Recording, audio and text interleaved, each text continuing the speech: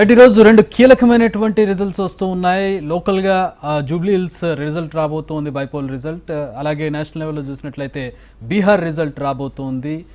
బీహార్లో ఎన్డీఏ కూటమి హవా కొనసాగుతోంది. కౌంటింగ్ ఇంకా జరుగుతుంది. 189 స్థానాల్లో ఎన్డీఏ కూటమి ఆధిక్యంలో కనబడుతుంది. యాజ్ ఆఫ్ నో మనకు అందుతున్న సమాచారం. మహాగఠబంధన్ 57 స్థానాల్లో మాత్రమే లీడ్లో ఉంది.